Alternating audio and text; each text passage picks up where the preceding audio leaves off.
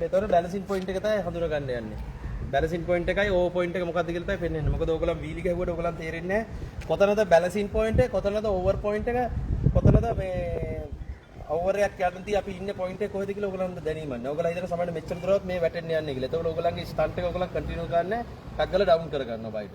ඉතින් එහෙනම් මේ පොයින්ට් එක හඳුනා ගන්න තමයි මේ මේක බලන්නේ. මම ගන්න එපා ගෝඩට. හරිනේ. එතකොට පළවෙනි ෆස්ට් එක පොඩ්ඩක් දෙපැත්තෙන් ගමු. හරි පිටාස අල්ලගන්න ඉස්සර සපෝට් එකක් දෙන්න. හරි. කවි තව පොඩ්ඩක් ඉස්සරහට පාත් කරන්න මචං. පාත්. තව පොඩ්ඩක් ගමු. හරි. කවිලා මාෂිලා. අපි තව පොඩ්ඩක් පාත් කරමු. ඕගලන් වීල ගහන්නේ මෙන්න මේ පොයින්ට් එකේ. මේක බැලන්සින් පොයින්ට් එකක් නෙමෙයි. මේක එන්ජින් එකටත් හරි අමාරුයි. බයිසිකලයක් බැලන්සින් පොයින්ට් එකට ගත්තට පස්සේ තමයි එන්ජින් එකේ පාර්ට්ස් ගෙවෙන්නේ නැහැ. එන්ජින් එකට ස්මූත්, රයිඩරට ස්මූත්. හැබැයි ඕගලන් පොලෝ මට්ටමේ තියලා පොඩි දුරක් උඩට අරන් ගන්න එක බැලන්සින් පොයින්ට් නෙමෙයි. ඩවුන් පොයින්ට් එකේ සෙල්ලම් කරනවා නම් ඩවුන් පොයින්ට් එකේ යද්දී එන්ජින් එකට හරි බරයි. රයිඩරටත් හරි අමාරු. රේස් කරන්න වෙනවා ගොඩ හරියක්. ඉතින් හැම වෙලේම වීලියක් ගද්දී ගන්න වීල එකපාරට බැලන්සින් පොයින්ට් ගන්නවා. හැබැයි බැලන්සින් පොයින්ට් නම් බ්‍රේක් එක මාර වැදගත්. ඕ පොයින්ට් එකේ ගහද්දී 100ක් බ්‍රේක් එක ඕන. නමුත් බැලන්සින් පොයින්ට් එකත් බ්‍රේක් එකේ වැදගත් වෙනවා. මොන හරි අදිස්සියක් කරලා බ්‍රේක් එකෙන් ඩවුන් කරගන්න. ඒතර ඩවුන් පොයින්ට් එකේ තමයි ඔයගොල්ලෝ සෙල්ලම් ගන්න. ඔහොම උඩට ගන්නකො. ඔයාලට මෙතන තියෙන අමාරුවයි උඩට ගන්න. මේ බලන්න. තව උඩට ගන්න. මේ බැලන්සින් පොයින්ට්. මේ තියෙන මාර බැලන්ස් බයිසිකලේ. එන්ජින් එක ක්‍රියාශීලීත්වයේ එන්ජින් එකට කිසි දෙයක් ඩැමේජ් වෙන ප්‍රමාණය, පාර්ට් ගෙවෙන ප්‍රමාණය මාර අවමයි. අයි බයිසිකලේ පොළොව මට්ටමේ ඉඳන් උඩ බයිසිකලේ තියෙන්නේ. ගොඩක් පල්ලෙන් මේ ඩවුන් පොයින්ට් එක නෙමෙයි, මිඩ්ලුත් නෙමෙයි, බැලන්සින් පොයින්ට් එකට තියෙන්නේ. එතකොට මීට වඩා ස්මූත් මේ තියෙන්නේ. මේ ඕ පොයින්ට් ගන්න පුළුවන්. මේ තියෙන්නේ. මේ පොයින්ට් එකේ වීලියක් යනවා කියන්නේ එන්ජින් එකේ ඩැමේජ් එක එන්ජින් එකේ පාර්ට් ගෙවෙන එක බිඳුවයි. මාරම ස්මූත්. ඇයි බිඳුවයි කියන්නේ අපි පාරේ බයිසිකලයක් රෝද දෙකෙන් පදිනවට වඩා රෙවප් එක හරිම අඩුවෙන් වෙන්නේ. මාර අඩුවෙන් වෙන්නේ. එතකොට මාර ස්මූත්.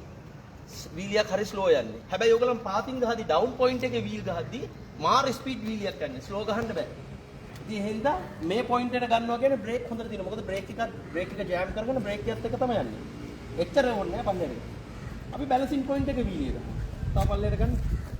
රයිට්. තව පොඩ පල්ලෙට යන්න. තව පල්ලෙට. තව චුට්ටක් පල්ලෙට ගන්න.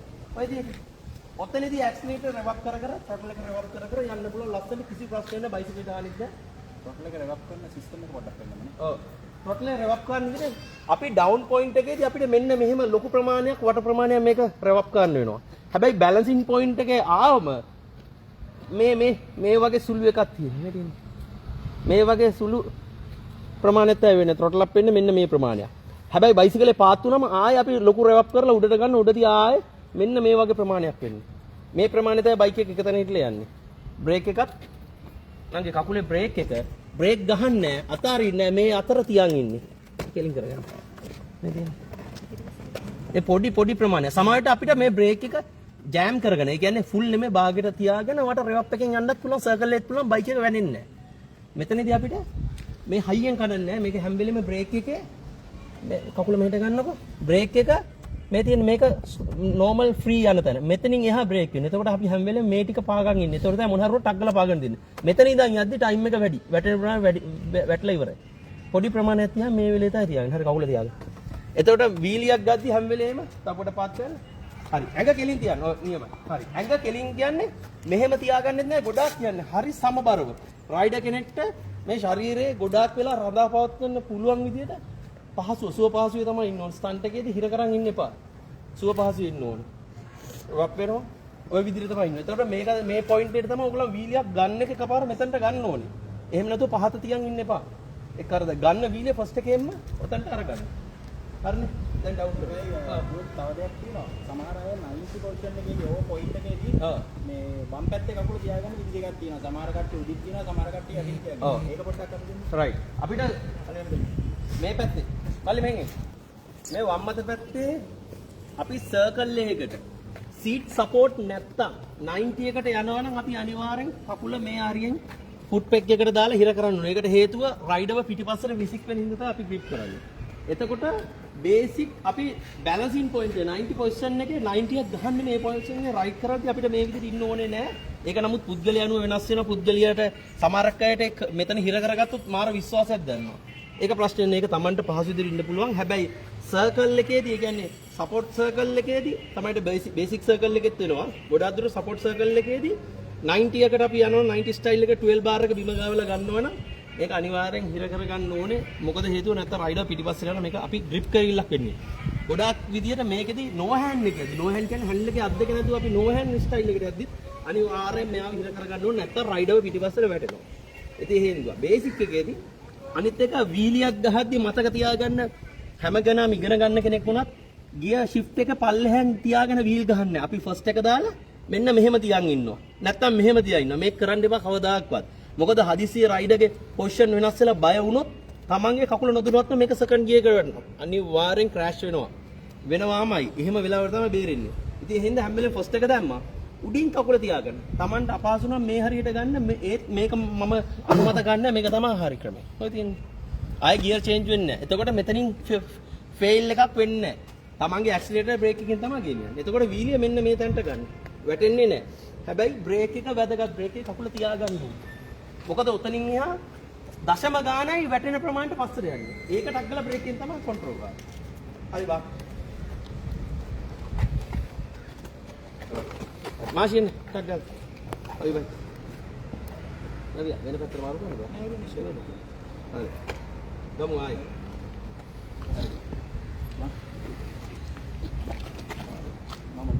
ඉස්සලම නෝමල්. මාෂිලා ගහන්න තියෙන තව පාත් ගන්නන්න. හරි. මෙන්න මේ හරියට තව පාත්. ඔන්න ඔය හරියට මාෂිලා කමිලා ගන්න ඔය හරි. ඉතින් ඕක මේ අමාරුයි. ගොඩාක් වා රේස් කරන්න යනවා. ඔයාගේ ඇඟටත් අමාරුයි. ඔයා බෙල්ල ගහනවා බෙල්ල මෙහෙම නෙව නෑ. කෙලිම ගන්න උඩ. මෙන්න මෙහෙ. ඔන්න ඔය හරියට ගන්න. මේ මෙතෙන්ට ගන්න. හරි පහසුයි නේද? මාර පහසුයි. එන්ජින් එකටත් එම රයිඩරත් ස්මූත් මෙන්න මේ හරියට ගන්න. ඇඟ හිර ගන්න ඕනේ නෑ. තව උඩට ගන්නකො. මේ ඇල්ලන් ඉන්න. තව ගන්න. මේ වැටෙනවා කියන්නේ මෙන්න මේ හරියට වීලියක් ඉන්නවා. මේ හරියට ඔයගලන් ගහන්නේ මේ හරියට බ්‍රේක් එක 100%ක් ඕනේ. මේ වැටෙනවා කියන්නේ. එතකොට ඔච්චර ගහන්නේ නැහැ නේ ඔයගලන් අල්ලගෙන. අපිට ගන්න. නෑ ජොයින්. ඔය හරියට වීලියක් කරගන්න ලෝක වැටෙන්නේ නැහැ මේ. ඇයි වැටෙන්නේ නැහැ කියන්නේ? බයිසිකලේ බරයි එන්ජින් එකයි මේ ඉස්සර කොටස පාත් වෙලා තියෙන්නේ. එතකොට වැටෙන්නේම නැහැ. ඇක්සලරේටර් රෙවප් වුණොත් මොනවා වුණත් වැටෙනවා. හැබැයි රෙවප් වෙලා මොනවා වුණත් රෙවප් වුණා වෙන්න හැබැයි බ්‍රේක් එක තිබ්බනම් වටන්න බෑ වැටෙන්නෙම නෑ මොකද බයිසිකල් එක තාක්ෂණේ හදලා තියෙන්නේ බයිසිකලක් ඕවර් පොයින්ට් ආවට පස්සේ පිටිපස්ස රෝදේ ලොක් වෙද්දී මෙයාට කරන්න තියෙන එකම ඔප්ෂන් එක මෙයා ඉස්සරහට වැටෙන එක විතරයි එහෙම වෙලාවත් පස්සට වෙන්න එන බනි හොප් වෙන්න ඕනේ පිටිපස්ස රෝදේ උඩ පයින් ඕනේ එතනින් යවෙන්න එහෙම වෙන්නේ බයිසිකලේ ඕවර් පොයින්ට් එකත් ඇවිල්ලා මෙන්න මෙහෙට වෙද්දී මෙයාගේ බැලන්සින් එක මේ රෝදේ දෙකෙන් අතහැරියා පිටිපස්ස රෝදේ එයාව පොළවත් එක්ක තියෙන grip එක නැති වුණාම තමයි ඒක බනි ඔප් වෙන්නේ. එහෙම නැත්නම් ඉතින් ওই විදිහට වඩා ඉතින් ප්‍රශ්නෙට වීලියක් ගහන්න පුළුවන්. ඒතකොට වීලිය පළවෙනි ජොබ් එක ෆස්ට් එක දාලා වීලිය ගන්න ඕනේ නැත්නම් ටුක තමයි ෆස්ට් ජොබ් එක. එහෙම ගන්න නැතුව පල්ලෙහෙන් ඉඳන් කොච්චර කරොත් බයික් එකේ ඩැමේජ් වෙනවා, චේන් ස්පොකට් වෙනවා, එන්ජින් එකේ ක්ලච් ප්ලේට් යනවා. ඉතින් ඒ වගේ ගොඩාක් කාරණා වෙනවා. මේකයි යුත් තව දෙයක් තියෙනවා දැන්. මේක අපේ iPhone මේ පොයින්ට් එකනේ මේක. මේ පොයින්ට් එකේදී රයිඩර් මොන විදිහටද ඉන්නවද? ගොඩක් කට්ටිය ඉන්නවා ඉස්සරහට ගොඩක් බර වෙලා ඉන්නේ. කියන්නේ ඉස්සරහට එල්ලිලා ඉන්නේ ගොඩක්. සහ මැද ඉන්න කට්ටිය ඉන්නවා පල්ලෙහාටම ගිහලා ඉන්නවා. හරි පොසිෂන් එක මොකද්ද? ලේසි පොසිෂන්. සීට් එකේ මැද තමයි ඉන්න ඕනේ. ඒ කියන්නේ මම ඉස්සෙල්ලත් කිව්වා අත් දෙක ගොඩාක් දික් අරින්නේ නැහැ. 90 එකට යද්දි තමයි දිග අරින්නේ. සාමාන්‍ය මේ ප්‍රමාණය ඉන්න හරි ලේසි. මේක ඕන විදිහට හරවන්න පුළුවන්. මේක මෙහෙට වැටුනොත් අත කඩලා ගන්න පුළුවන්. අර අතෙන්ද. ඒ හින්දා ඕන විදිහට හින්දා බැලන්සින් හැම වෙලේම බැලන්ස් කියලා කියන මධ්‍යම ප්‍රතිපදාව. බැලන්සින් එකේ තමයි ඉන්නේ. බැලන්ස් ඒ කියන්නේ මැදත් නෙමෙයි පිටිපස්සේ මැද ඔයාගේ ශරීරය අනුව අර ඉස්සරහට. හරි. ඔයන පහසුද ඒක? හරියට හරි. එතන තමයි ඉන්න ඕනේ.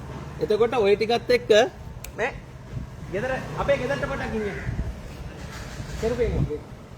හරි. එතකොට ඉතින් ওই විදිහේදී හරිය පාසුයි. අත් දෙකත් බැලන්ස් තියාගන්න.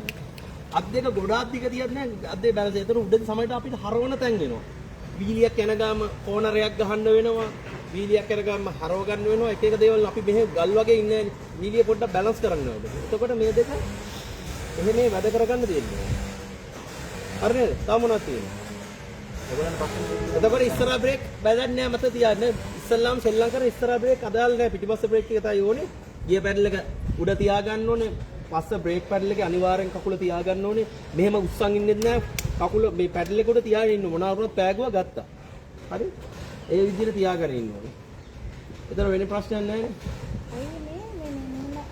ඔව් ඕවර් පොයින්ට් ආවම ඒ ඉස්සරහ පේන්නේ yes over point එකේදී රයිඩර් කෙනෙක් ඉස්සරහට පේන්නේ නැත. මොකද මේ ඉස්සරහා මේ තියෙන පස්සෙන් වැහෙනවා. එතකොට රයිඩර්ට මම මේ පෙන්වන්නේ ෆීල් වෙනවා, දැනෙනවා Tamanට. මේක මෙතනින් එනවා කියලා තමන්ගේ පොයින්ට් එක දැනනවා. මේක ඉස්සරහා පේන්නේ නැතුව යනවා කියන්නේ මේක ඕවර් පොයින්ට් කියලා දැනෙනවා. හරි. එතකොට අපි වීලියක් ගහද්දී අපි මේ බැලන්සින් පොයින්ට් එකේ සමයට ගද්දී පේන්නේත් නැහැ.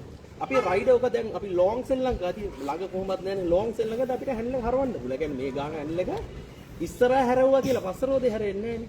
හැබැයි පොඩි සපෝට් එකක් එනවා. ඒක ඇඟත් එක්ක හරවලා අපිට මෙහෙම ගහන්නත් පුළුවන්. ඒතර වමක් ගහදී වීලි යනකම් මෙහෙම රෙව් අප් කරලා මේ අත් දෙක යටින් බලාගෙන කෝන්ටර් එකක් ගහන්න පුළුවන්. ඒතර මේ පැත්තටත් එහෙමයි.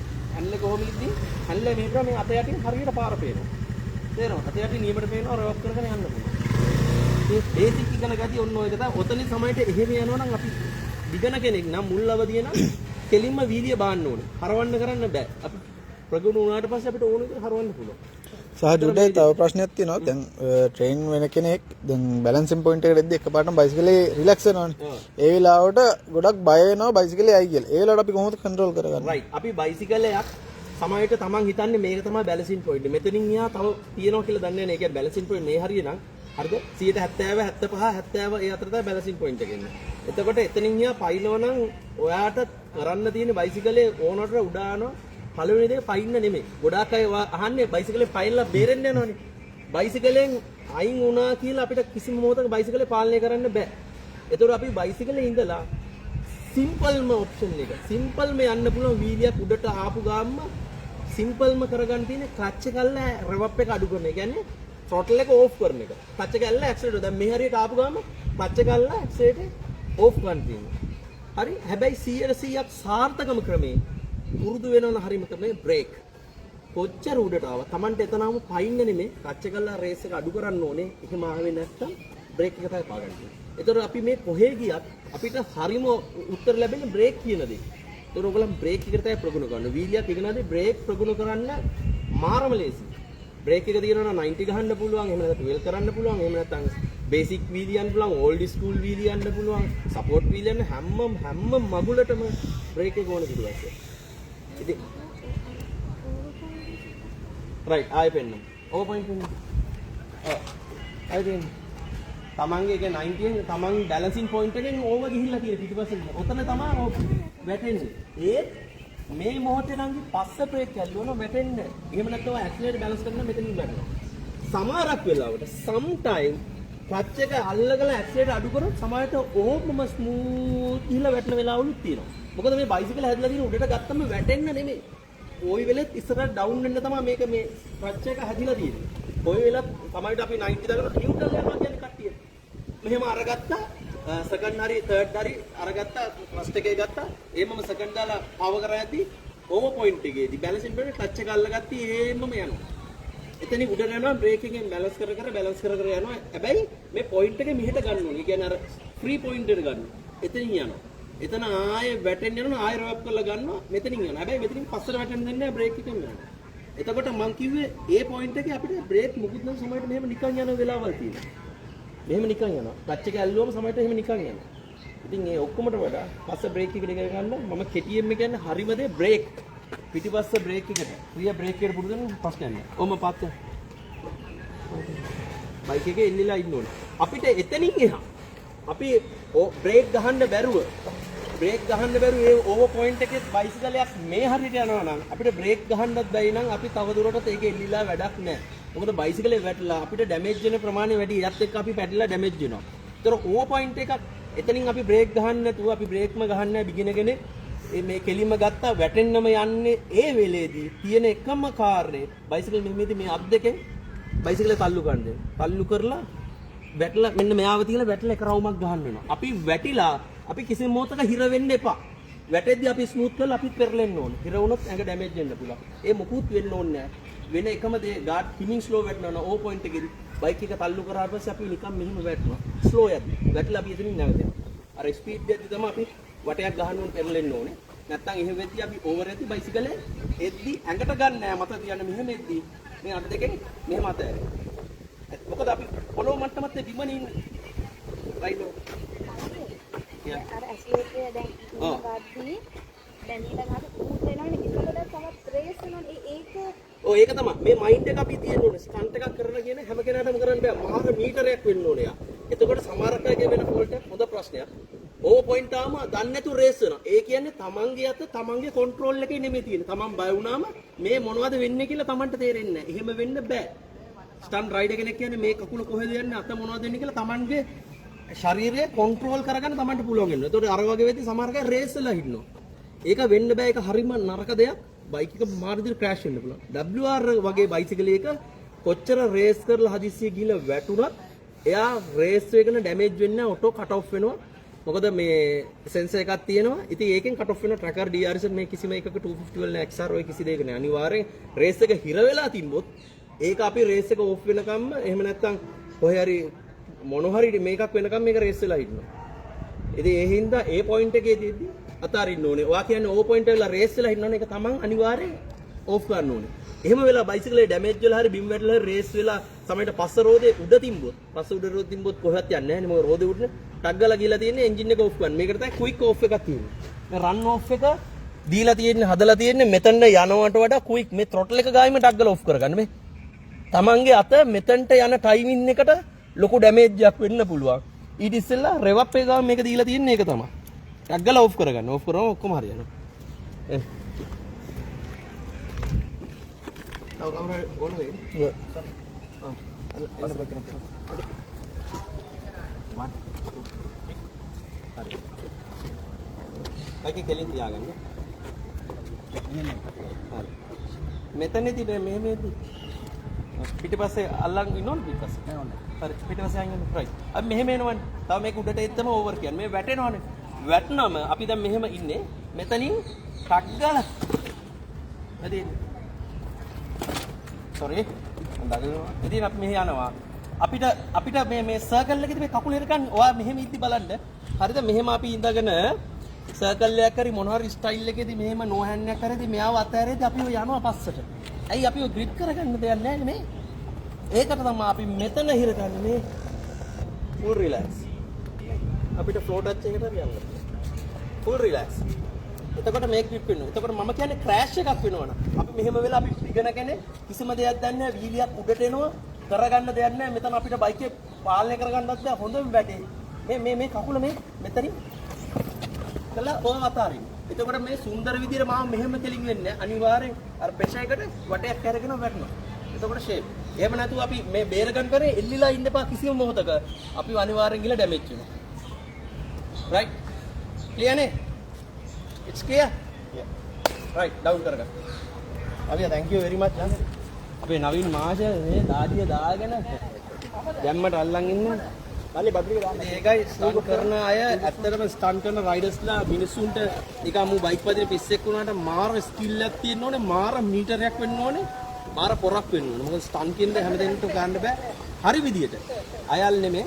ඉතින් ওই ටික තමයි දැනට එච්චරයි වහිනවා. අපි ඩිමැක් ඒරියා එකේ ඉන්නේ. තුෂාර බොස්ට පින් සිද්ධ වෙන්න තුෂාර බොස්ගේ ඒරියා එකේ ඉන්නේ. ඒ වගේම මේ මාසේ 21 වර්ල්ඩ් මොටර්සයිකල් ඩේ ලෝකේ මොටර්සයිකල් ඩේ එක කියලා අපි අම්මගේ දවස තාත්තගේ දවස ඔය වගේ සමරනවා. මොටර්සයිකල් ඩේ එක මේ මාසේ 21 තියෙනවා. එක්ස්ට්‍රීමර්ස් මගේ මිත්‍ර අමල් ප්‍රමුඛ එක්ස්ට්‍රීමර්ස් තමයි මේක කරන්නේ. 90 ඩිග්‍රීස් බහැලා සපෝට් එක දෙනවා දේවි පාර්ට වෙන්නේ. ඉතින් මේ මාසේ 21 කොට්ටාවේ හයිවේ එක පිටුම් තියෙන වර්ත් ලංකා එකේ ඒකට ගෞරවයෙන් ආරාධනා කරන සෙට් වෙමු. ඩෙමොන්ස්ට්‍රේෂන් වෙනවා. ඒ කියන්නේ වීලි දේවල් වලට නම් නොලෙජ් එකක් ගන්න පුළුවන්. එදාට හැම කෙනෙක්ටම සාදරයෙන් ආදරෙන් ආරාධනා කරනවා. එදාට සෙට් වෙමු. වයින්නවා. බූම්. මලි දොර අර.